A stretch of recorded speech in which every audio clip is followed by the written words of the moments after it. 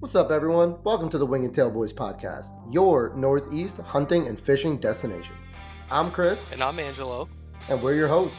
Join us as we navigate the woods and waters of the Northeast, sharing our passion for the outdoors. Whether it's land management, outdoor recreation, hunting, or fishing, we're going to cover it all. With 40 plus years of experience in the Northeast, we'll provide insights, tips, and stories to help you make the most of your adventures and help you experience the wild. So, tune in, grab your gear, and let's hit the woods together. And always remember, success is just a commitment away. Hey, what's going on, guys? Thanks for joining us here for another episode of the Wing and Tail Boys. I'm Chris. And I'm Angelo. And we're just about wrapped up with our hunting season, which means it's time to start talking about some stuff that doesn't involve deer. Or indirectly involves deer, I guess you could say. One of my big passions ever since we got our property in New York, I've really dove head first into property management, food plotting, property design, and stuff like that. So today is really going to be one of our first official conversations in this realm this year. And to join us today, we have Mitchell Shirk of the PA Woodsman podcast. How you doing today, Mitch? Hey, I'm living the dream. Thanks for having me, boys. Yeah, absolutely. We're glad to have you. So I don't want to give too much away, but I've listened to a few of your podcasts that you've either been on or a couple of your podcasts in the past, and I quickly came to realize that you've been very knowledgeable in food plotting. And I believe, if I'm not mistaken, you have some kind of like your career is in agriculture in one way or another. Yeah, that's correct. Yeah. So if you don't mind telling our listeners a little bit about who you are and a little bit about yourself. Yeah, as Chris said, Mitchell Shirk. I'm from Southeast Pennsylvania.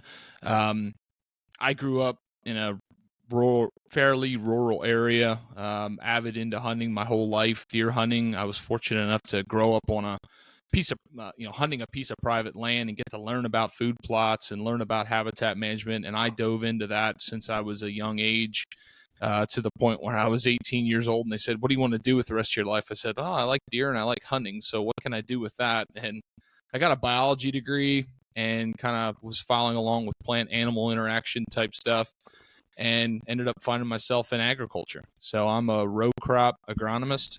I work with farms all over eastern Pennsylvania, and just working to maximize crop yield and profitability for growers in that region. Work with a lot of acres, soil test and scout like somewhere between 15 and 17,000 acres with some of my company or companies bigger than that. That's just kind of what I help oversee. And the two go hand in hand because I'm doing a lot of soil and fertility and crop planting and herbicides and pesticides and all that good stuff on row crops. And, prior to getting into that, I was doing food plots for, 10, 15 years helping out. And, really towards the end of it leading into, agronomy, I started to take it more seriously. So that's kind of my background from that. Aside from that, I'm a husband, a dad, follower of Christ, and I just love hunting. Okay. All right. I think we could get along with that. What do you think, Ange? Yeah, I mean, obviously the last thing you said resonates with me. I'm also a born again Christian. Christopher's on his journey as well. So we're glad to have another man of values on the show to help represent not only that, but also what we believe to be a great lifestyle in having, the ability to live off the land, understand the land, and understand what it can provide for us and how it can provide for our families. One of the things that you mentioned, you talk about working with a lot of the people doing their farm land. We see what's going on in California, and the fact that we have you on this week has nothing to do with that. But you see how the mismanagement of not only just farmland, but just land in general can lead to disasters and stuff like that. As a New Jersey hunter, I and Christopher as well, and other people that we've spoken to, we've made comments about the state that the forests are in. I kind of have like a two-part question here. Are you kind of seeing that also? I know you said you hunt mostly private land, I think you said, but you may or may not have some knowledge of the public land in your area. Are you seeing the mismanagement of the forests in Pennsylvania as well, where there's a lot of deadfall that's piling up, where there's a lot of leaf litter that's not being burned out to let new and natural forage grow? this year I've actually had a really bad bout with Lyme disease for the first time ever, probably attributed to the increase in tick population in our area. We haven't had many bad winters to kind of keep that population down. The extensive amount of leaf litter we have here obviously allows their growth to kind of explode. But are you also seeing in the farmland? So the first part of my question is, do you see the public land? Are they managing the property well? And in the farmland, is there a lot of conversations from people wanting to transition to more of a natural cycle, like we mentioned, Christopher uses the no-till process on his property? Is there more of a conversation about that style of farming? Gotcha. So to your first question, talking about the status of public lands and wildlife lands and woodlands and stuff like that. I hunt a couple different counties. I hunt private and public. From my perspective, I think Pennsylvania does an outstanding job of trying to combat a lot of the issues. I see prescribed fires. I see a lot of different types of forestry cuts, whether it's DCNR and they're trying to manage for timber, whether it's the state game commission and they're doing it with wildlife reasons behind that. I see a lot of herbicide applications done to try to minimize or set back a lot of the invasive brush. I think there's a lot of management practices that are in play. The issue I see is keeping up with it, because management, there's so many aspects to wildlife management, and probably to see it to the degree that we think is beneficial for a lot of the wildlife. Man, sometimes I think we're outnumbered as far as acres and the amount of help and the amount of revenue that comes through. And I know that's hard to believe with the amount of license sales and everything else and tax dollars that go into it. It just seems like sometimes these guys can't keep up in some places, and it's no knock on them because they work their tail off. I know a few people that work in food cover agencies, and I think they do a great job. It's just it's a huge thing to manage. So that's kind of my take on that. Now, from the agriculture side of things, you were asking about maybe regenerative practices, the acceptance and stuff like that. It is always on the forefront of our mind. I mean, I would say well over 70% of the acres I look at are already using no-till. It might even be higher than that if I added it up. Cover crops are a big discussion. We'll get into probably a little bit more in the weeds in this, but finding out ways to minimize our synthetic use on farms and use more organic fertilizers, organic inputs and such. Yeah, that's huge. And the biological component in agriculture, it's hard. It's just a matter of how do we do it in a balance and a transition that is going to allow an operator to maintain profitability over time and be able to keep farming in the first place and not go bankrupt.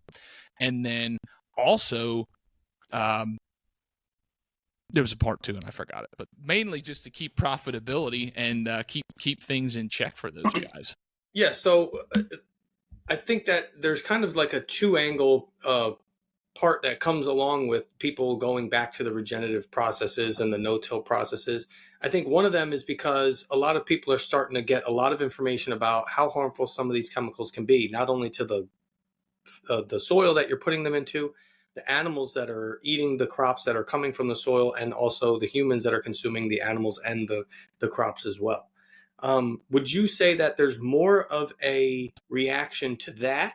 Or is it more of a reaction to, like you said, maybe saving money, not having to spend so much money on fertilizer? Or has it always been something that the farmers have wanted? It's just been a practice that the people that they're selling their crops to are wanting because it helps them get their crops up out of the ground faster, and they're able to maybe get a higher yield because, you're able to kill off so much more of your property and kind of get everything growing out to the edges with fertilizer. You don't have to worry about some of the areas where it might be a little bit less sunlight, where you're getting a little bit overhang of shade. You can kind of get a little bit more growth out of those, areas that don't necessarily get high growth. Yeah, that's a loaded topic. I think it's a lot of things, really. Here's the example I'll give you. When you think about when I think about the dynamic of deer hunting in Pennsylvania, you go back into the 60s, I think back in my grandfather's time frame, They lived through a time when the deer herds were shot back so hard, and it was instilled in them that you don't shoot doe, don't shoot doe, don't shoot doe. Now here we are in 2025, and there are parts of the state that I work in Pennsylvania that are absolutely overrun with whitetails to the point where it's creating issues in crop fields, it's creating issues outside of the crop fields. Yet we still live in a culture where that's been deemed down, we don't shoot doe. Now, what's happened in the shift is that as generations pass on, while that thought process might still trickle down to the next generation, new generations are taking new ways of management. They're taking the information, the studies, the information we have, and making informed decisions. Well, that same thing applies in agriculture. You've got operations that are multi-generation, and there's a certain way that things have always been done, and the fear of changing onto that next new thing just because there's a little bit more information about it, that's huge, especially when you start to get into the pockets. And it's not that there's not an interest in it. There's a huge interest in, if I told you, hey, you could cut back your synthetic chemical use by 30% this year by doing this, and you knew that it was going to maintain or exceed your profitability, you'd absolutely do it. It's the fear of unknown because it's a major management change. So most of the growers I work with are all about cutting back from synthetic and chemicals, but it has to be done in a way that is sustainable. And what a lot of folks don't realize, and this is the part that I was, forgetting in my train of thought earlier, we've done things in agriculture and so many of our practice for such a long way. It's like we have accustomed our soils and accustomed our management practice, our environment to the way we do things. And in some cases, it's beneficial. In some cases, we've degraded it. And that portion that we've degraded, you are not going to fix that with a snap of a finger and just switching to these, what I'll call newer regenerative practices overnight. It just is not going to work in most cases from my point of view. Now, there might be people that disagree with me. From my experience, it's a transition period. And that's probably the best way I can answer that. Well, let me ask you this, because that's all great. And that kind of pretty much lines up with what I've come to understand with the no-till versus tillage and all this. And this is how I understand it. And please correct me if I'm wrong. But from what I understand, what we know as granular fertilizer today really didn't show up until like the 40s, like 1940s, 1930s. Yeah, that's correct. Is that accurate? Yeah, it's in the 1900s. Okay, so within the last 100 years, we'll say, is basically when granular fertilizers came about. So before 100 years ago, they've been planting and growing stuff for thousands of years. We still use ancient grains today. So if it was so possible to do it back then, why do you think people are so fearful to try it again now when it's been proven to work for longer than fertilizing and tilling has worked? Well, the grains that you're talking about, the ancient grains, yeah, it's still ancient grains as far as they've been here for a long time. But the genome in which we have in corn, it's believed that like corn, the original maize, it's in some cases, folks have said that original gene, or what's the word I'm looking for?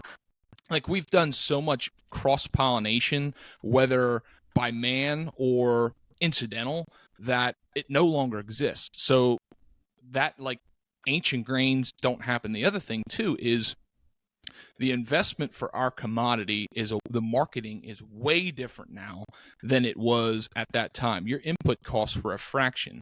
So I think a lot of it comes down to understanding, you're talking about multi-million-dollar decisions in some cases, and one wrong decision can make an operation bankrupt. So it's a lot more complex than just saying we're going to cut back our synthetic nitrogen or we're going to stop using glyphosate.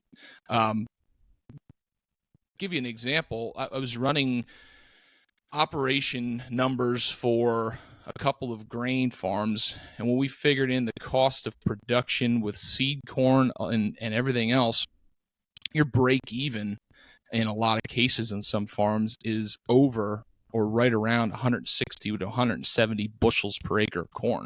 Well, that's astronomical, especially when you start getting into some of these situations where we've got all the things you talked about: tree lines, deer pressure, rock outcropping, soils that just are drought stricken and drought prone. Yeah, we know a lot of practices we could do would improve that, but one fatal decision could deem you not farming the future year, if that makes any sense. So big jumps are really not going to be the answer for a lot of people. Of course. And it's also, I think, a product of wanting to grow more in less space. Right. I think that's where kind of the chemical aspect of it came is, as we grow in the population, which some would argue is maybe getting too big, some people, are not able to find land. I mean, think about how hard it is to even just buy a house that doesn't have really any land. I mean, it depends on what part of the country you're in. But I mean, there's parts of the country where you don't even have grass on your property. It's just a place for you to live. And then there's places where, the house might be super small, but the land is a lot bigger. But then there's not as much opportunity in those areas. So, it really comes down to, can I grow as much as I possibly can, a certain amount of bushels per acre in a small amount of area to make myself profitable? Yeah, I mean, the world of, you talked about herbicides, Roundup Ready technology in corn and soybeans and a lot of our crops that we grow today and make the food of the world. I mean, let's face it, that won a Nobel Prize to make enough food across the world. Now, is the overuse and maybe stretching the limitations of that product used in farming? Absolutely it has. It absolutely has over time. And now we're in a position of saying, hey, how do we scale back? How do we do it in a more appropriate? How do we find a transition? Usually the answer is not axe it all at once, because when you make major changes like that, it throws a monkey wrench into the way current farming practices are done today. But yeah. And who really likes change? You know what I mean? Like change. I mean, nobody likes change. Right. Human beings we're beings of consistency. We want to know what's coming. We like to remain consistent. When something deviates from that, there is a little bit of unrest. And who wants to spend a ton of money, half a fortune on a tractor, and then all of a sudden switch the way that you farm, and now that tractor is useless? Exactly. I see a lot of positivity when you talk about farming more efficiently. One of the things is the advent of technology. 30, 40 years ago, we were, adding on land, growing more acres, using farming practices that were way more advanced than they were the previous generation before that. And we were able to grow these acres and had prices that were really fantastic for it. Well, now we're in markets that are a little bit different. The price of corn and beans is down. The input costs are 200 to 300% greater than what they once were. And now you're talking about farming all these acres. Okay, well, are we actually getting an ROI off of every acre? And that's where technology, getting a combine monitor and being able to figure out what your baseline ROI is, and then figuring out which parts of the field do and don't exceed that, then how do you manage that? So it's a huge moving target when you're talking about agriculture. And we're going down some crazy rabbit hole tangents when it comes to agriculture, which I love, because some of it does apply to food plots and some of these practices that we like to install in food plots. Sure, and like you said, there's a lot of different rabbit holes and avenues that you can go down, because it isn't just a blanket yes or no answer, or do this or don't do that type of thing. It depends on your terrain, your soil composition, the rain you get every year. Is your soil drained or not? It goes in so many different places. So when people talk to me and I tell them, hey, I'm trying no-till out, and they're like, well, I've been doing fertilizer. Why? Basically, I tell them that there are two different directions you can go. It's like a fork in the road, and they're very similar with where you want to get, but they're completely different on how you get there.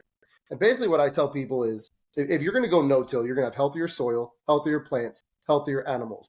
It's going to be cheaper since you don't need the inputs, and we're going to get to that. The cheaper comes with a caveat, which we'll get to in a second.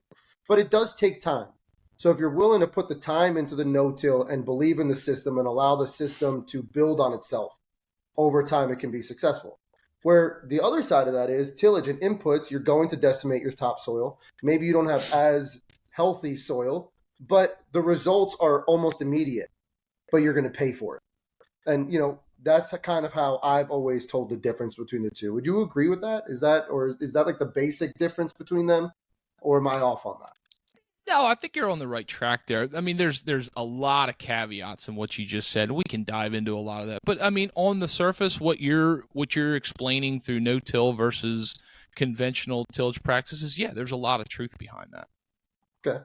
Now to paint the Sorry, I have one thing ahead. before we move Sure. on. So I know that we did kind of talk about big picture. We talked about agriculture, and a lot of the people who are probably going to listen to the podcast are a little bit more food plotters, but you kind of are doing the same thing on a smaller scale. And in order to get the information, they're going to go to people like us, or they're going to go to people like you, or they're going to watch other people who are putting content out for them to learn. Otherwise, they're going to have to go through schooling to learn it, just like you did when you were going through schooling to learn about it. And obviously, someone who just wants to do a food plot is not going to do that.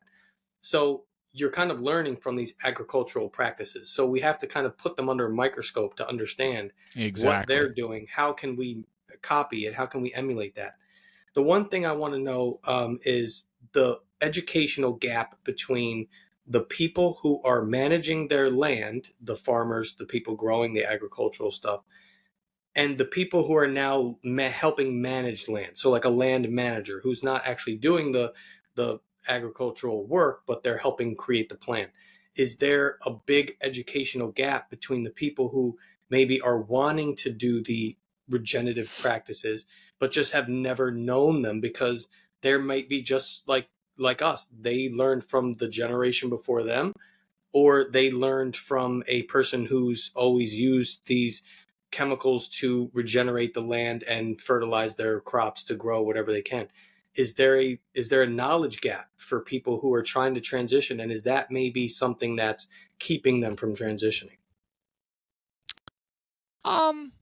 I'm going to say maybe a little. I think it's geography based. So first of all, I mean, the 21st century, we're in the world where everything is at your fingertips. I mean, as far as what information you want to find. So I would say the gap is a lot more narrow than it was 20 years ago.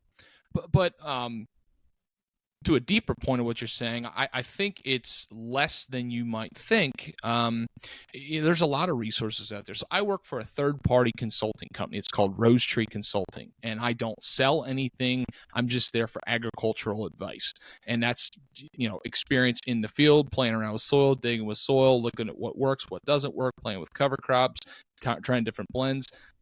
I'm one resource in that world. And probably the biggest gap is just how many more of there are there like Rose Tree, and then where are they located? Follow your population maps. For instance, southeastern Pennsylvania, there's a ton of competition in what we do, plus a ton of fertilizer dealers and chemical dealers and agricultural professionals that have knowledge in a lot of these regenerative practices. There's alliances, the Pennsylvania No-Till Alliance, there's a National No-Till Alliance, no-till conferences. There's a lot of really, really good resources out there and networks out there. You get into parts of Pennsylvania that are a little bit less populated, a little bit harder to get to, but they're still heavy in ag. There's definitely a bigger gap there, but I'm seeing that gap close down. You're seeing more and more adoption of certain things trying. And one of the things I try to do, like right now, this time of year, I sit down with all of my growers and have winter meetings for production going into 2025. And every single grower, I try to push them to do 1 to 3 things new every growing season. Push them to do something new, because doing something new is the only way you're going to learn. Yeah, I mean, absolutely. And as a teacher, I have to tell my students all the time, the hardest thing for kids and adults, honestly, is we're always told that you need to try something new, but nobody wants to do anything they're not good at or they're not knowledgeable in. So you run into this conflict where it's, I know I need to try something new, but I'm afraid to do it, or I don't want to fail. So for fear of failing, they never tried in the first place. And I've run into this both in my hunting journey, in my property management journey, where this year I kind of made the decision, you know what, screw it. I'm gonna just do things different, and we're gonna go for it, which is really where the no-till for us was kind of birthed. To give you a little bit of background information, we have 130 acres in upstate New York, and it's not crazy upstate. It's in Sullivan County, you know, it's nothing crazy, but we are up in the mountain. We're at high elevation, so we have cornfields or, you know, agriculture around us in the lower elevations, but up where we are, man, almost like nothing. There's no farms anywhere. I haven't seen cattle. I haven't seen ag fields. I haven't seen anything like that. And when we first went in, we tilled the first year, we put down fertilizer, and honestly, Ange, if I'm not mistaken, we had a pretty good turnout that first year. I think It was the mowing that caught us. There was Yeah. a unprescribed mow Yeah. that happened. So it was kind of like a spur of the moment thing that happened, and instead of I think it was instead of instead of crimping, we mowed. Yeah. So we didn't have a crimper. We still don't have a crimper yet, but we're actually having a neighbor build it for us, and I'll get to that just in just a little bit. But the no-till system calls for something to be crimped over, and then overseed into it, and then crimp it over, let that protect the seed, and let that cycle run its course. Well, we didn't have a crimper at the time, and if we were greening it. We're trying new stuff. We said, screw it. We have a brush hog. Let's go mow it down. When I tell you it went from 6 feet to like 7 inches and never came back, it was like heartbreaking. But we've been chasing that ever since because we had success the first time.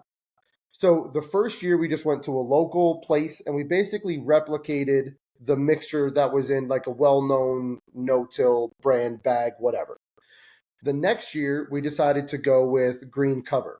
But we used, I think it was at the time, Dr. Grant Woods, I think it was with them already. And it was one of his like cool season, fall season blends or whatever. And we planted that. And that was pretty okay. But then after doing an acre, and for let's say 4 planting seasons, 1 acre total, 4 fertilizers, 4 bouts of lime, 4 bouts of seed, and I was well over like $2,500, like well over. Disgusting. I think and I think that might even be like ridiculously low on how much I was spending. So honestly, for me, the no-till process really came out of necessity because it was either I can have food plots if I choose to no-till and not put fertilizer in the ground because I can't afford it, or I don't have food plots. But we don't have the equipment, the big, well-known equipment that most people use that you see on YouTube or videos on TV or whatever. We don't have a tractor. We don't have a no-till drill.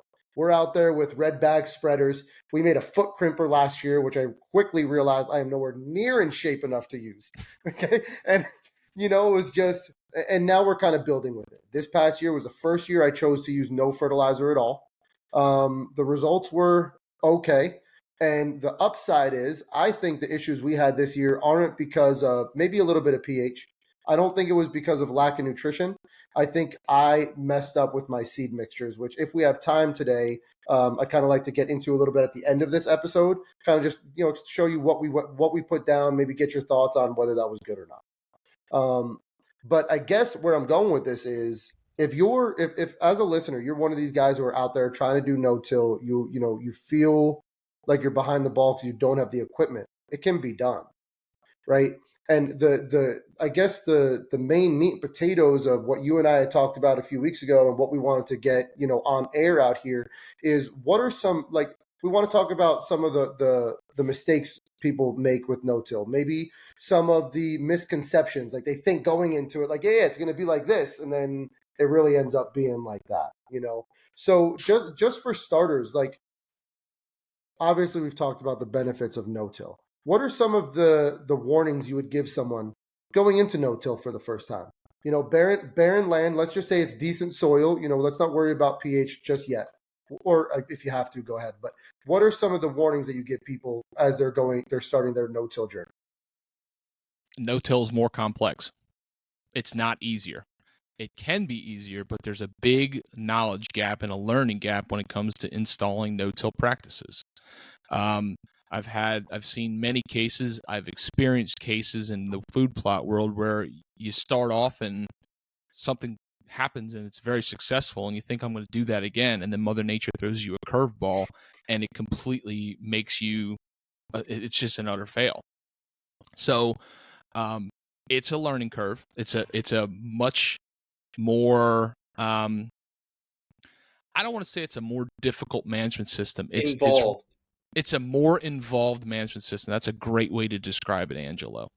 And it is not. I'm going to ruffle feathers saying this. I'm going to say it anyway. You are not saving the world with no-till food plots. You're not. No-till food plots are awesome. I do no-till food plots because for me, it's less time consuming, and I've made a system for myself that makes it easier. But in the reality of things is, it is not this cover up to fixing bad soil, bad fertility, bad lime. There are some things that can happen in a no-till regenerative ag system, but there's a lot in between there that in the world of food plots gets missed and creates a lot of issues for people in my experience. Oh, for sure. And I think, we're a testament to that. Even with all the research that we had done, a lot of Dr. Grant Woods, a lot of guys like us who were doing it on their farms and, just sharing their results. And when we went into it, we thought we knew what we were doing, and some, like you said, some of the things worked out great. The first few years we used glyphosate, we sprayed the stuff. Honestly, we had better results when we were using it. I won't lie. When, the 3 years that we used the glyphosate and we had the clear soil or the lack of competition in the soil, we had a better turnout. But this year, not using the glyphosate, again, I think it was a seeding issue, but we had phenomenal ground cover. I'm sure you hit the same drought that we hit. Once June came, I think it was like June to August. I think we had like 3 days of rain. And even with that, when we'd go to the food plots in the middle of the summer, I'd pull away the duff and it would be wet. Not soaking wet, but moist enough that something could continue living in the soil. So I feel like every year something good has happened, but I've identified another issue in what I'm doing. And that's exactly what Mitchell said. Mitchell said that there's going to be a curve, right? You're going to have, a drop off in production, probably maybe the first year, second year, and then things are going to start to change. I don't know that. Do we know what the farming practices were for the people who owned the property before you, Chris?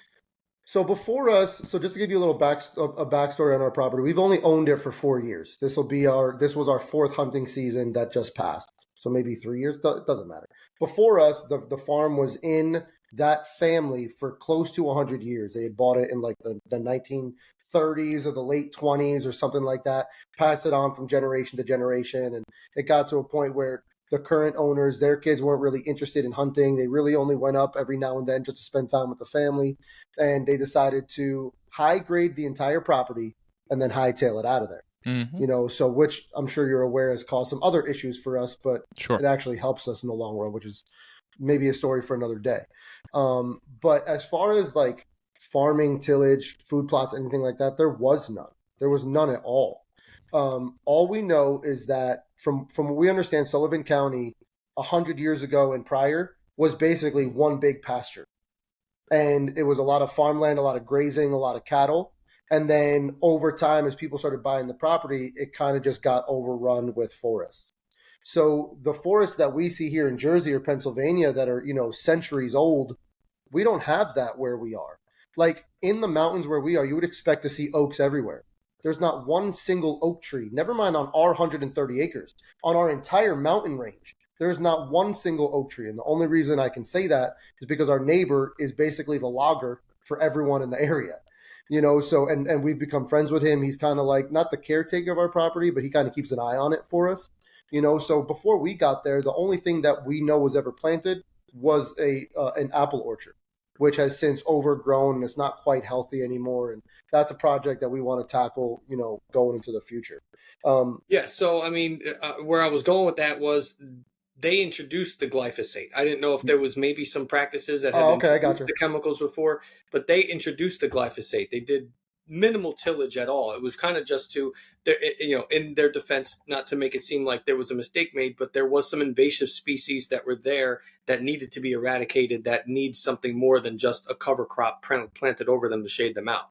There was a lot of ground moss in some areas that they wanted Oh to be my God, it was utilizing. awful. It was There's awful. really a lot of knotweed that they have that's not really in their area, but if they can clear that out, it could expand the amount of area that they can use. And then That there's a lot of knotweed's actually in the ferns that middle of the. grow on their mountainside, which is pretty invasive and hard to deal with too. But with the fact that they introduced the glyphosate, I mean, now you're kind of, and where I was going to eventually go with it, which I'll just get there now so we can get to the next point, is once they introduced the glyphosate, they killed a little bit of the microbiology inside the soil. You're not talking about just killing the plant, you're killing some of the things that you need inside the soil to help the plants. One of the things that you spoke about that we all kind of really realized is that I asked the question earlier about the knowledge gap for people that are actually utilizing the land to the people who are helping come up with the plans for the land. I asked you if the people who are utilizing the land, do they have some of the knowledge, or is there a knowledge gap? When we started looking into it, that was one of the things that I realized quickly is you almost have to be a microbiologist to kind of understand the no-till process, because you have to understand the stuff going on underneath the soil to know what you need, what's beneficial, how you can utilize that to kind of help you get your plants to grow properly. I mean, if you don't got proper nitrogen levels, you're not going to have enough of the interaction between the different, whether it's insects and the soil and the plants will actually have their roots touching and they're interacting with each other and they're transferring nutrients back and forth to each other. I mean, it's an ecosystem and you have to understand how the ecosystem works, because if you throw a wrench into the ecosystem, now it's like you said, you could throw things off for years. If you're anything like me, you love to customize your bow while always making sure everything is just spot on. That's why I trust Anthony and Chris over at Big D Custom Pro Shop. They're located on Route 15 in Lake Hopatcong, New Jersey, and they have everything you need to tune your bow. And I promise you're going to leave there with a smile on your face. So, if you live in northern New Jersey, give my boy Big D a shout for all your archery needs. Also in northern New Jersey, Andover Hunt and Fish is your destination for all your outdoor and shooting needs. Located on Route 206 in Andover, New Jersey, they have everything you need for hunting, fishing, camping, gun exchanges, and more. Gerald, the owner, has been very good to us with his support for our channel, and we have no doubts that you'll have the same experience. Head on over to Andover Hunt and Fish today and let them know the Wing and Tail Boys sent you. When I head out to the woods, I have to know that I have the best performing equipment that I can afford, so that way I'm the only variable that I have to worry about.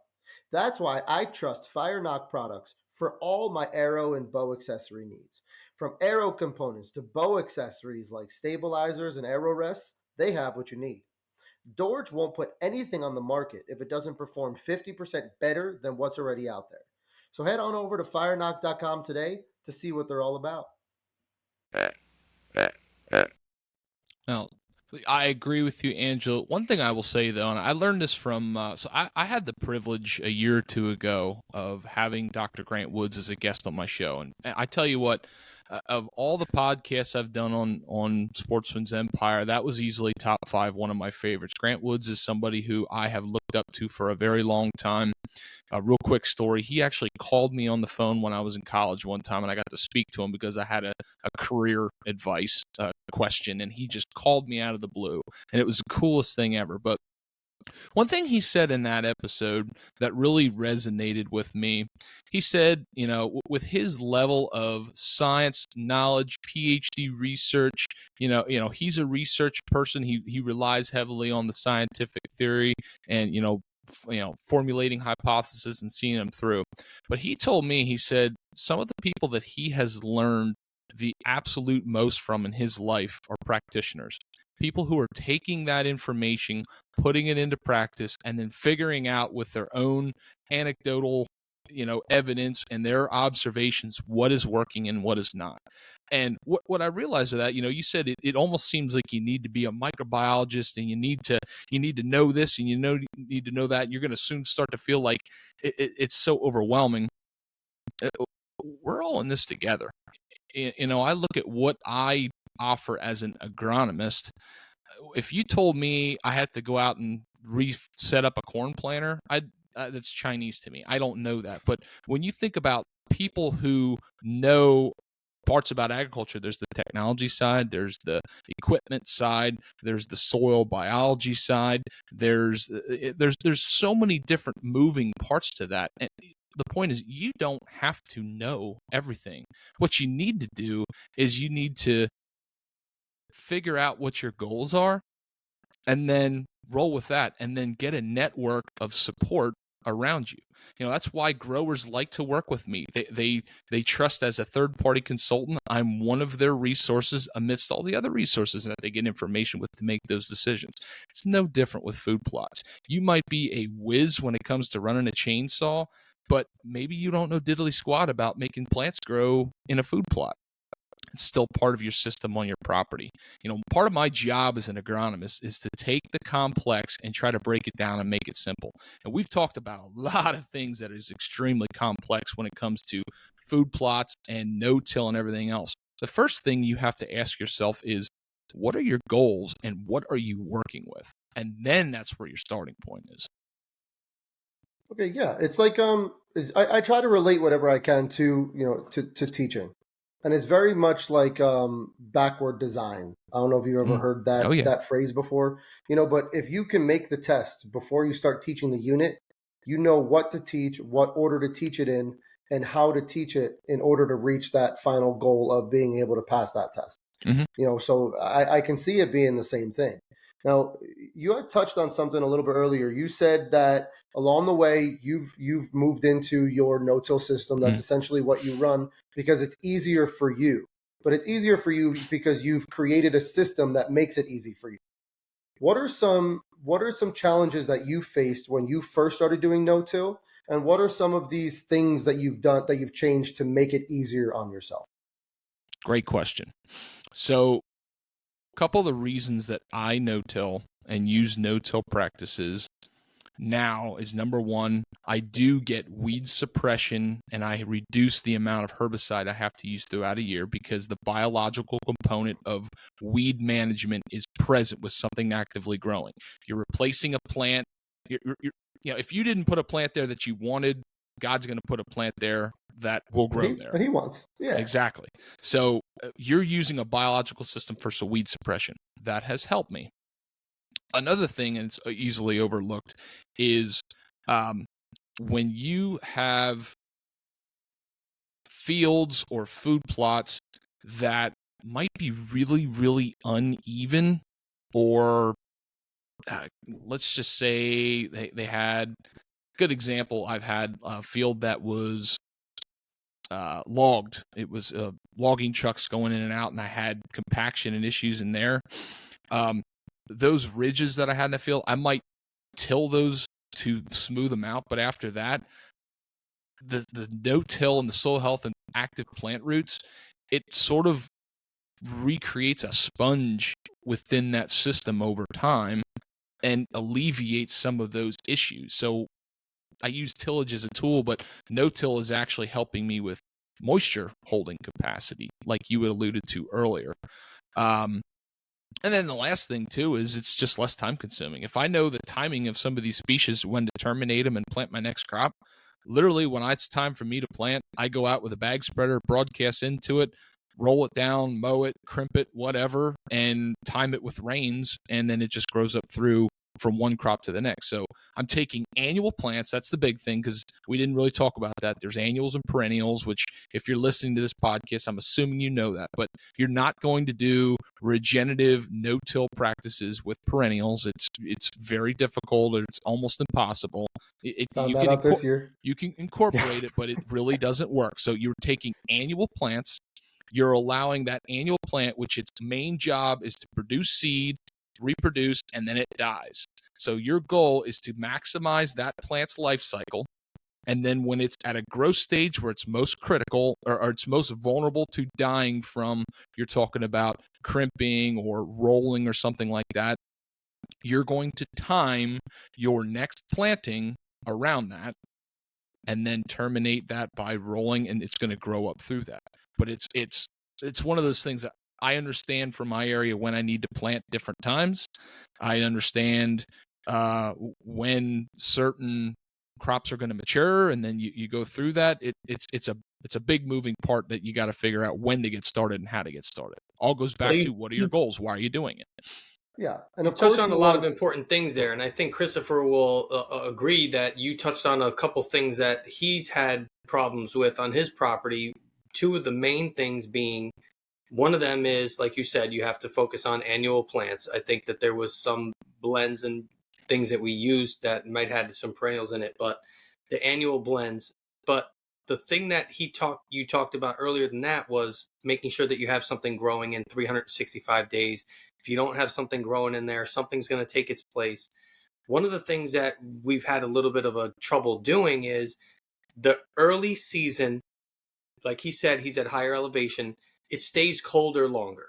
So that first planting that they've been doing has been a little bit later, and maybe has given some of natural plants or weeds or whatever the chance to kind of allow themselves to enter into the plots. What can be something that can be used as a cover crop that might be frost seeded, that could be used early season in an environment like that, which whether you have experience in that or not, but is there something that might help that out? Because after that, like you said, making sure that that plant, you understand very well the maturity range that it has, making sure that before it gets to that dough stage, before you're going to get to the seeds, making sure that if you're regenerative, if you're looking to crimp it and then put a new crop in, you're going to have to learn that time period. But what would be a good early season crop to frost seed to kind of keep weeds out in an area that might be elevated or too cold? And you understand what I'm saying. I do. I think I understand what you're saying. So make sure I do, though. You're saying you're getting weeds before you do your spring/summer planting. There's weeds growing before you're able to get that established. Am I understanding that correct? Christopher can talk more about it, but he's really only getting to what other people are having 3 growing seasons. They'll have a spring growing season, a summer growing season, and a fall growing season. So far, and again, he's doing most of the work by himself, so the credit that he even gets this much done. But he's really kind of relying on a summer food plot and then a fall food plot. But not having that spring food plot is kind of holding him back, because now he's having to contest with some invasive species. Yeah. If I can, I'll clarify on that just real quick. So we've tried to frost seed for a few years in a row. We've done a little bit we've frost seeded some rye. I frost seeded clover. This past year, to my detriment, I think, like you just touched on, I used a perennial blend of clover and chicory. I frost seeded that this year. And one of the other big problems that we have on our property is not only does it stay colder for longer, the ground takes longer to thaw out. And when it does, because we're at the top of the mountain, but we're not the top of the mountain, we get all of this runoff coming down from the high points, and they all feed into these different areas where we have the food plots. So it stays frozen for longer. I'm able to frost seed it and get the heaving and the thawing to pull it in. But then once it all thaws, we have puddles everywhere. Like, I literally cannot drive our Kubota on our food plots until July, August. Like, it's that wet. So, I don't know if that has anything to do with it or not. But yeah, we have had issues with the weeds coming in. Maybe I'm not planting the right blends in the spring, but I don't think we're getting that germination early enough or quality enough. Just to clarify kind of what's been happening. So there's a lot going on there, and there's a lot of things that could be happening. And before I try to diagnose without seeing it on my own, let's back up a little bit and let's talk about something I said earlier, and that was weeds or plants suppressing weeds. So in order to talk about that, we got to talk about what are we doing in the fall food plots, because your greatest chance of weed suppression for a spring/summer planting is to have a quality fall food planting that actively grows over winter and stays fairly green, that you can roll into the next year.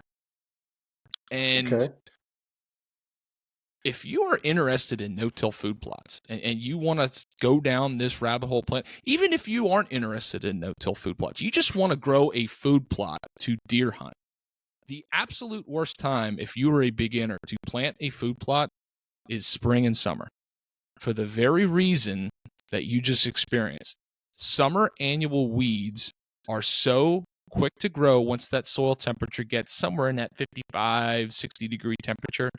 And if your timing is inappropriate in your planting, they will choke your summer food plot, and you will waste money, time, seed, all that stuff for that food plot. So let me first start this by saying, get food plots started with a fall planting. Get them started depending on where you're at, your elevation, your latitude, all that has an impact. I'm planting a lot of my food plots sometime between the last week in July up to the first weekend in September where I'm at. It depends on the rains. It depends on what part of the state I'm in, but that's generally the window that I am planting. And the reason I do that is because summer annual weeds, the fastest active growing weeds, their life cycle is finishing. It's just like that corn plant. That corn plant that a farmer puts in the ground has one chance to get corn seed out before it dies. So it's pushing like crazy, gets towards the end of that life stage, puts that seed on, and it dies. Well, if you have your summer annual weeds, grasses, broadleaves, whatever they are, and they're getting towards the end of their life cycle, they're not that hard to kill when they get towards that side of things, but nothing is going to be regerminating for a while to compete with what you plant next. That is the first starting point. And that's, in my opinion, one of the greatest ways to get the ball rolling. From there, then you talk about going into your spring and summer planting. That's where, if you've got something actively growing well, you will suppress if it gets into May and that cereal grain, maybe you've got a brassica of some sort that overwintered. Most of the time you're talking about cereal grains, but if the seeding ratio is right, they're going to take off and regrow, and that regrowth is going to choke out your ragweeds, your pigweeds, your knotweeds, your lamb's quarters, your foxtails, that stuff like that. And then maybe you can start talking about getting your summer annual crop planted. So And are do you you do saying any- let the fall crop seed? In some cases, you can let it seed. I have seen people do that, but the appropriate timing, if you want to get that system right, you are looking for. Let's just take. I'm blessed to work with Vitalized Seed. They Vitalized Seed has a great fall mix that has cereal grains and legumes and brassicas and yada yada yada. A lot of that overwinters, but usually my indicator is the small grain, the wheat, rye, triticale. As that starts to elongate, it goes from a leafy green stage to a jointing stage where you're going to see nodes on that plant up to a point where it's going to start to pop a head out. And when the head pops out of that, and you start to see these little, looks like pollen dust things, anthers on that plant, that's when it's getting into the reproductive stage. That is the time it is most vulnerable to kill with the mechanical means, like crimping, rolling, things like that. That So would is you your crimp- timing. Sorry to cut you off. Would You're you? Because so we had triticale in our not. I actually had it in this past year's mix also. It just didn't Mhm. take very well. But in 2023, our food plots were decently green. We just didn't get a lot of brassicas that grew. Mostly, it was either clovers or the grasses that took over mostly. But by the time the triticale hit that point, I mean, I feel like we were in November. Because if I'm not mistaken, triticale has like 120-day cycle, doesn't it? Roughly. Well, we're not talking about the fall. We're talking about the spring. So you're talking it Gotcha. from Okay. from Yep, spring. gotcha. Yeah. Okay. So like you planted that what, August? So disclosure. Every year, for the most part, we've changed what we plant each year. But because we've been like 50% soil quality, 50%, shading out the weeds, we've pretty much planted the same thing spring and fall. I have planted brassicas in the spring, which have taken very well in the summer. In the warmer months, surprisingly, they grew very well. But we're also doing a lot of, the clovers, the chicory, the grasses, rye, triticale, and stuff like that. So I've planted it over the last 2 years. I've planted it both spring and summer, or spring and fall. Okay. Yeah. So I'm talking about if you plant this crop, like for instance, let's just say I'm going to plant Vitalize Seeds Carbon Load, and I'm going to plant that in that window that I talked about from the end of Mhm. July to September. That's going to be my fall food plot. It's going to overwinter and go into the next year. When I'm talking about that growth stage of that triticale, that cereal grain elongating to the point the heads are coming out, in my region, that is happening mid to end of May. And when that's happening, now you're getting to the point where the soil's warming up, and now I'll start to think about that spring, summer planting. So when I get to that reproductive stage I just discussed earlier, that's when I will go in with my summer mix, broadcast right into that, and crimp that previously planted fall mix, terminating it with crimping. Some people use herbicide. I've used herbicide. I still do in some cases, depending on my system and how I feel with my weed management is. I still believe herbicide is a tool. It is not just a blanket application, but it is a tool if it's needed. And there's a lot of things you can discuss on that. But that's how I'm looking at my timing. So with that in mind, and you're talking about the mixes and the struggles you're having with spring and summer, if I tell you that, that's how it should work, is planting in May or June possible for you with what you're describing with freezing I think and that actually works thawing and better rain because also? it sounds like you're only planting twice also. Correct. So the But time, you're putting an emphasis on, if let's say you're starting year one right now, and let's say you go into the property and it's around May. So you're going to say, okay, let me hold off. Let me make sure that I kill everything in the summer before it actually seeds, because I want to make sure that it doesn't add any more invasive seed to the soil. Whatever seed is in there, if I till the ground, it'll bring some up. But if I just make sure I don't add any more, it can kind of really help me out going forward in the future, especially for the next season, because there won't be any invasive seeds on top of the soil. I make sure I kill that. Yeah. Yeah, I make sure I kill that, and I grow my fall food plot with exactly what you were talking about. I don't crimp it until May, right? I let it seed, I let it blanket, and I'm hoping that the seeds that are there from that plot are growing in the mix with my new summer seeds. And they're going to shade out whatever weeds are there, because the soil is already covered and is already still shading out those weeds, never letting them grow before May. Hmm. Is that what you're saying? I'm just trying to clarify. I think the way you're describing that is what I'm trying to say. If I'm planting the vitalized system, I'm planting twice a year. I look at basically how do I want to describe this? My food plot planting year for me starts in late summer, early fall. That's the start of the year for my food plot system, because I'm not a farmer. I'm not harvesting a crop in fall. Okay, my planting, my main crop to me in this region with a high deer density, my main crop is my fall crop. That is where I am getting the most ROI when it comes to food for deer and turkeys and all that stuff I want to shoot. That's my main crop. My summer crop, in my opinion, that I plant May to June, somewhere in that, depending on all those cases, that's my cover crop. Okay, that cover crop is what is doing all the wonderful things that we talk about, that biomass, that soil tilth, all the soil health things. That's a cover crop. The deer and the wildlife are going to feed on it, but if you want the soil health, the no-till, the nutrient cycling, if you want that to actually happen in your system, that's what the summer crop is for. So Gotcha. Yeah. I'm terminating at those planting times based on growth stage of that crop, and that usually lands me for planting the summer crop. I'm terminating the fall crop somewhere between May and June. I'm letting that summer crop, when I plant it, go all summer, and then I'm going to terminate that summer crop the same way around the same time, but it's going to be, when I say same time, growth stage, mature growth stage, and then I'm going to terminate it, and I'm going to plant somewhere between July and September that fall. I'm going to repeat the process.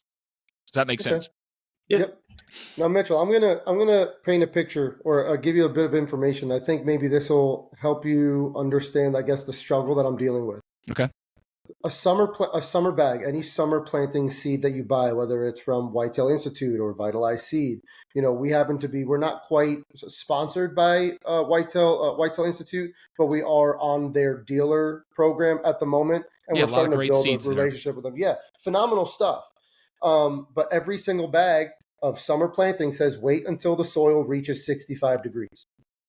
You want to take a guess on what date our average is for soil reaching 65 degrees?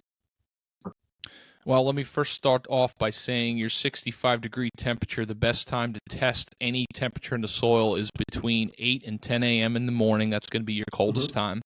But what you're describing to me up in New York and higher elevation and stuff, you're probably not getting until almost July for that. Yeah, June 18th is our average 65-degree soil.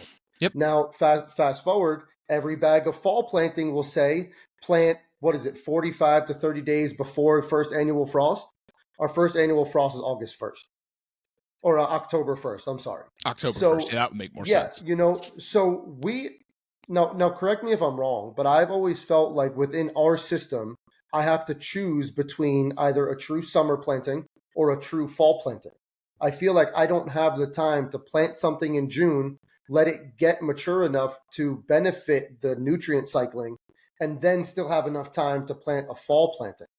And that's essentially the uphill battle that I feel like we've been fighting on our property so far.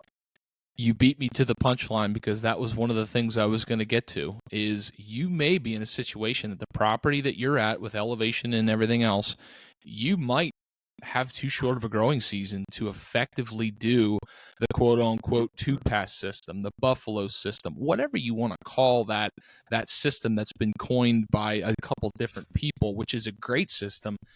It is not nationwide. You don't hear people talking about that system in northern latitudes. It is very, very much talked about at a latitude where I'm at or further south, the Midwest and farther south, because the growing season is longer.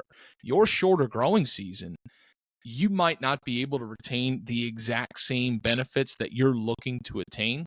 But if you can plant one good crop and it's a good quality, diverse mix, and you plant it once a year, or maybe you even have a diverse mix, but one year it's a little bit heavier on the legumes, the next year it's a little bit heavier on the brassicas or the grasses, and then you rotate back and forth that mix, but it's still diverse, it still grows throughout the year, and you plant it one time a year, and it lasts from November, December, January, February, March, and then starts regrowing April, May, June, July, and then you replant it, you're still going to get a lot of benefit, better than if you were going to kill it early, let weeds grow, and till it. Right. Now, is there something, because what I've been trying to do, and Angela and I have had this conversation before. We've done the research. We understand the process of no-till, right? Like we said, plant it, crimp it, let it cover crop, plant it, crimp it over, and that's essentially the cycle over and over and over and over again.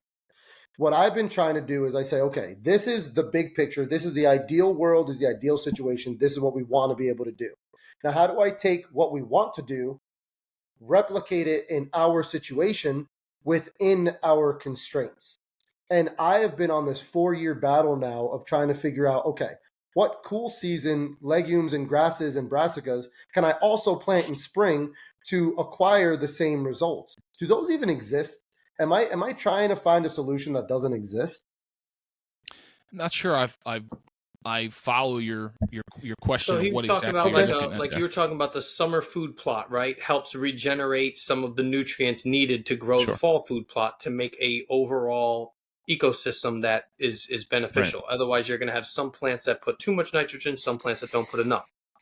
So what he's saying is because he doesn't have the ability to plant 2-3 times, he only has maybe 2. Is there cold resistant plants that can give some of those nutrients that you would normally get out of your summer food plot? Yeah, essentially, is there a summer planting crop, or is there a spring a crop I could plant in spring that I could allow to grow through the summer that would give me the same nutritional benefit of planting a true summer food plot within that 1-2 punch system? I'm going to word this the way that I think you're asking this question. So if we're talking about your system where we might only have to plant one time, I would look towards still doing a multi-species. And when I talk about multi-species is not rye, plus triticale plus wheat plus oats. That's all grass. Multi-species is different groups, legumes, brassicas, grasses, that sort of thing. So if you're talking about having to do a one-time planting and you want to get some benefit of cycling, then we should probably do a system kind of in the replication of like a farmer would do. For instance, a farmer is going to plant corn one year, then he's going to rotate to beans. Then after he plants beans, he might put wheat in and get a crop rotation. Well, you could do the same thing. You could get a heavier on the legume side of things planting and do that at the time most appropriate for you. It'll still have some grasses in it. It might even have some brassicas, but it's dominant in legumes. And then when that goes through, the next planting you do, you're going to rotate because that legume pump nitrogen into the soil. Now you might go heavier carbon on the next one. You might put a little bit heavier emphasis on grasses. And if you have a system where you've got that food plot system throughout your entire property, you may be able to say, I've got good food sources to hunt over all year, but I'm doing something where I'm regenerating nutrients. I'm only doing it one planting, but that's all I can do. Does that answer your question? I think it. And not to cut you off, but I think it does. And another thing too is they have the goals of having more than one food plot. So you could even do heavy legumes in one food plot, heavy carbon plants in another, and then now it's like if you want the diversity for the deer or animals to be able to forage on, you don't have to worry about so much of the diversity being in each spot. You can have destination plots where you're rotating your crops in each field, but each field has something different so that the presence is there in each food plot. So now you can maybe even start to pattern the animals. Okay, they like this in the beginning of the season. They like this at the end of the season. They like this. How are they traversing through my property? Let me make sure that I know that I can get this crop into maturity at the time where they're going to be on my property when I can hunt them. That's where I'm going to set up my stance. And to piggyback off of what you just said, Angelo, I got this from Jeff Sturgis at Wildlife Habitat Solutions. I followed a food plot program similar to his in what I just described with that crop rotation. I would use the same food plots in every food plot. I would just split half of it as maybe a legume dominated one and then the other half of it as a brassica dominated one, and then I just rotated back and forth. But the reason I would do that is because it would maintain attraction in that place, and it wasn't like this corner of my property was peaking at this time, then I had to skip over to this part because this crop was peaking at this time, and it's just a giant hopscotch. I kept the attraction the same throughout that entire season. I just rotated it within that. Now, there's a lot that depends on that. The size of your food plot. Can you actually do that based on size? If you're talking about micro kill plots, that's a whole nother topic. You're probably talking about maybe just having perennial clover, rotating it with throwing some brassicas down, or maybe you're talking about throwing some cereal grain down. That's a whole nother rabbit discussion. But on to your point, for a short season, like growing season, like you're talking about, that might be a system to employ. And I don't want anyone to think we're selfish here by pummeling you with questions about our property, but I feel like a lot of people in the region we represent, which is the Northeast, is going to have a lot of these same problems. They're going to be at some of the higher elevations. They're going to have a lot of the cold to deal with. They might only have one growing season. So this should replicate throughout the entire Northeast, and people will get a lot of information from this. Yeah, and the truth is, like I said, we haven't had the property forever. We're still learning. I'm sure there's a million people out there who have a property they've owned for less than 5 years who want to start feeding deer and are kind of in the same situation we're in, To go back to the question real quick, how do I word this? So let's say I'm dead set on doing 2 plantings a year. I don't want to do 1 planting. I want to do 2 planting. I understand that planting in the summer isn't possible for me, so now I lose the tall stuff like the sorghums. I lose corn. I lose soybeans. I lose a lot of those tall, growing, viney, deep rooting plants. Are there cool season plants that I could plant in the spring? And again in the fall, I'm planning on planting in the fall. But is there anything I could plant in the spring that will give me the same benefits of a normal summer planting? So like, are there cool season 30 degrees, between 30 degree and 50 degree plants that I can plant that'll give me the same results as, say, soybeans or sorghum or corn or other things, buckwheat, other things that grow deeper into the soil? I'm going to say the same. I'm going to answer that and say no. But what you could do, and what I have done on food plots for myself, is if I've had gaps or something I wanted to suppress weeds, like maybe there was bare soil or stuff, March, April in my region, that might translate to April, May in your region. I've planted oats. Oats are a great thing that is cold tolerant. In fact, like my growers that grow oats for harvesting, for combining in my region, and that goes all the way up into the upper third of Pennsylvania. In the last week of March, beginning of April, we're drilling oats in and having really, really good success drilling oats in. Now, for a broadcast situation, you're probably going to be looking maybe a little bit later or something like that, and you want to time it appropriately, that maybe it's going to get piled in with a rain or something. But yeah, I mean, if you're talking about filling up lateral space because there's too much bare dirt, maybe your winter crop didn't take off as well, and you want to suppress some weeds and still get some growth benefits, suppress weeds, that sort of thing. Oats are a great thing to plant. I've seen people add stuff to that, like winter peas. One of the things we haven't even talked about, and it's probably one of the things you want to talk about on another podcast, is the biggest caveat in no-till and soil health and all this is, what's your deer density? Because if you're planting species with the goal to cycle nutrients and get big biomass and big below ground biomass and roots, if the deer eat it to the dirt, you did nothing. Yeah, it's just the truth. It's the same concept as your farm. If it was 50 to 100 years ago was cattle and they grazed it down to nothing, it's the same concept. Now, I don't know what your deer density is, but that's what I run into. And that's why I don't get so worked up about doing this perfect system, because if I try to do the system the way we see on YouTube and stuff in places, it doesn't work for me in that region because I got too many frickin' deer. Yeah. And you touched on it perfectly. That is, to elaborate on that, we would need another podcast or two. But to just give you an idea, would you believe me if I told you we have more doe in our woods than we have more bucks in our woods than we have doe? 100%, I believe that, because I've experienced that some of the places I've hunted, and I think it has a lot to do with food and how transient some of them are and age class. The only thing is they're only there for 2 months. And they're only there for 2 weeks during the hunting season.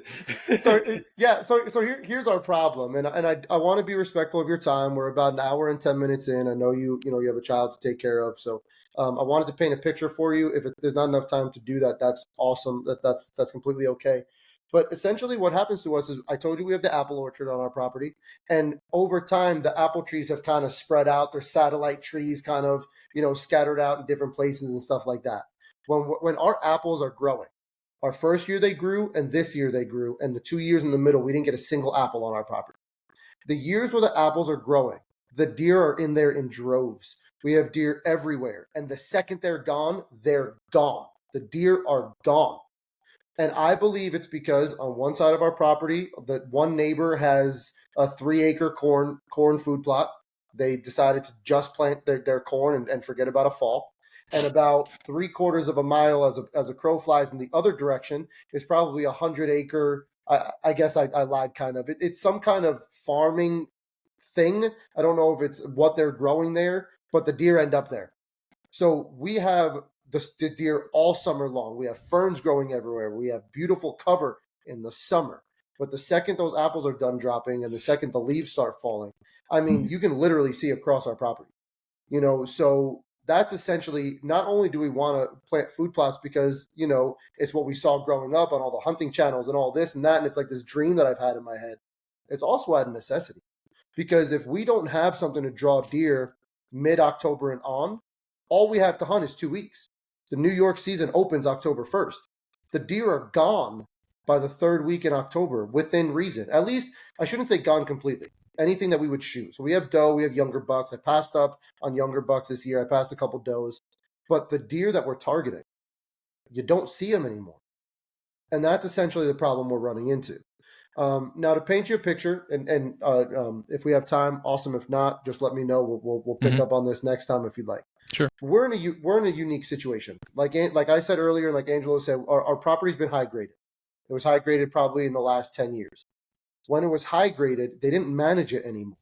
So the first things to come up, like you said, are those either annual weeds or those perennials that have a foothold in the ground already over years, or they're ancient seeds that are in the seed bank. Long story short, our property is completely riddled with low desirable trees, non-producing beech trees, and ferns. We have soft maple, we have some hard maple, we have a little pine, we have a little pine forest pocket on our property. What we're doing this year coming up, hopefully this year coming up, if not the following year, we're going to kill every fern we can find in our woods. And after that, we're having a harvest done through a forester. We have a forester coming in, but it's along with a 480A plan. We won't get into the specifics of that, but essentially it's a tax program. The state says you manage your forest in this particular way to grow some desirable trees. In return, we'll cut your tax. We'll cut your taxes. But in order to do that, you have to have a forester come in. So on my end, I'm thinking from a deer's perspective, like a deer hunter's perspective. The forester is thinking from a monetary standpoint of how can the state get the most money. And we have to find a way to meet in the middle. But what this has allowed us to do now is we have this harvest coming in. And because of the mass of essentially pulp trees, non-desirable trees that we have getting taken out, we can afford to have these food plots cut in. So basically what I'm looking at these last 4 years as is practice. What worked, what didn't, and what can I eliminate from my system to fast track when we get our food plots for real. Long story short, when it's all cut out, we're going to have a 6-acre destination plot somewhat in the middle of our property, and then a bunch of satellite food plots kind of scattered around all over. At the end of the day, between fruit, I want to plant like a fruit orchard, I want to plant a nut tree orchard, and then a bunch of kill plots, basically. We're going to have somewhere between 10 and 20 acres in total of mass-producing trees and food plots. Knowing what you know, the conversation that we've just had, let's say this coming spring is the first, let's say I had the harvest done, barren soil, never been planted before, it had trees a month ago. We're getting into our first year of food plotting.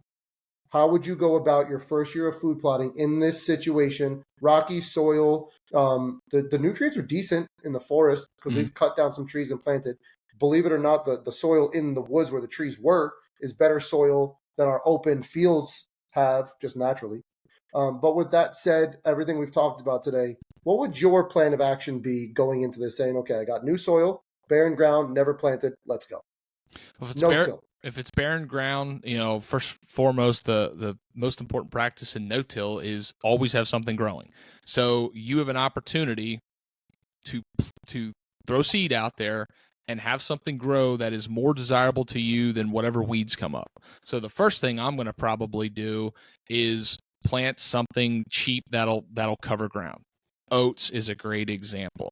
I've used buckwheat. I've used, depending on the time, I've actually used millet. Millet is a grass species. It's a little bit smaller than sorghum. That works, but I'm going to plant some type of annual that is going to just prevent weeds from growing. In a situation like that in the woods, my experience has been you almost have no weeds that grow up in the first place. It's relatively clean, but don't allow that open space to allow blown seeds in and take over. Put something in there. So the next thing I'm going to do, which is usually the first step for all food plots, I'm taking a soil test. I want to know where it's at. If my pH is off, that's the most important thing in my mind in this region. If my pH is off, meaning it's low, I'm applying the appropriate amount of limestone. And 2 questions I'm going to ask with that. If it's low in pH, how long do you want to wait until it neutralizes that soil? Because limestone is going to move through the soil at about 1/4 to 1/2 an inch per year. You want the soil profile to be affected as much as possible. So how devoted to no-till and soil health are you in a situation like that? Now, another thing I'm going to say is if you have somebody clearing this land, and I'm assuming it's going to involve dozers or tracos or skidders to haul logs out and stuff like that, you're going to be dealing with compaction with whatever topsoil you have. I'm sure it's not going to be perfect weather conditions the entire time, especially as wet as your property is. You're going to have compaction. So if you have compaction, that's another excuse to bring some tillage into it. Now, I'm going to preface that by saying if you're sitting on an inch of topsoil and it's bony ground, well, maybe you're creating more work for your stuff. That's a balancing act you have to ask. But if you have okay depth in soil, not too much hateful as far as rocks, you've got a pH that's low, you've got compaction, tillage is a good tool. I would rather use the appropriate amendment for my soil to fix it the first time and no till 30 years than have to deal with rocks sticking up and compaction in parts of my field that are unproductive because of a physical attribute of my soil. So I'm gonna try to address that in year one. Then the next thing I'm going to do is plant all the stuff that we had talked about earlier. I'm going to start with a fall planting and see what I can do with that. That fall planting, that's my main cash crop in the world of hunting. Okay. Yeah, I mean, and then the fall, I think we've pretty much, we've talked a little bit about that, and I'd love to pick up on focusing specifically on the next time we meet, maybe focus on some specific seed blends that you would recommend, colder weather seed blends, maybe some warmer weather seed blends, and kind of taking it from there. Angelo, do you have anything else you want to add for tonight? You're muted, bud. Sorry, I muted myself. We covered a lot today, and Mitchell, it's been a pleasure having you. You've talked really clearly and openly about a lot of different things, and some of the hard topics we covered right out the gate. I was appreciative of you being able to be honest about what you've seen out there, and I'm happy that there's a lot more people talking about the regenerative process. One of the biggest things I learned today was it's not for everyone, right? And it may not be right for people in the Northeast, but at least we were able to get that information out there. There are going to be difficulties for people who are going to be trying to do this process or any process really in any part of the country. But with so much of what we are learning now as people, hunters, growers of crops, everyone's evolving, everyone's growing, and everyone wants to do the right thing. I just hope that someone learned something here today. I know I did. Absolutely. And I'm looking forward to having you on again. Yeah. And Mitch, is there anything that maybe you feel is important to touch on that maybe we didn't bring up or maybe have missed along the way today? I think the one thing that I'm going to tell you is like one of the things that I've talked about with my boss when we talk about business management as agronomists is I think the biggest thing and most important thing is for our job is to take the complex and break it down and make it simple. And this whole topic and conversation, we had some deep discussions about some of this and some very complex things. The first thing you got to do is you got to figure out you got to try to figure out how to take the complex and make it simple and start small. Don't bite off more than you can chew. I run into this all the time where in agriculture, somebody will want to implement X, Y, Z and onto the next thing, all these different practices, and then the actual application of that, they get overwhelmed and only get half of it done. So do it in incremental stages. Take the simple things and roll with it. Really, I think the other thing too is scale back. What are your actual goals and expectations? And if you've got a long list of them, scale back to like 1, 2, maybe 3 things, and then try to do those really good. Because if you do 10 things half-ass, then that's going to be a problem for you. When it comes to changing variables, the last thing I'll say, I enjoy black powder shooting. I bought a book on accuracy and muzzle loading. And one of the things they told me when you want to work up an accurate load in your muzzle loader is change one variable at a time. Because if you change more than one variable in your loading sequence, your loading process, let's say I started at 75 grains with a .015 pillow ticking patch and a 490 round ball. If I go from 75 to 80 grains and I change the patch thickness and my group got tighter, which caused it? Was it the patch? Was it that? Change one variable at a time. And if you take that same approach in simplicity, you'll learn a lot more than confuse yourself. So that's what I'll let it with. And it takes time. It's not going to happen overnight. Exactly.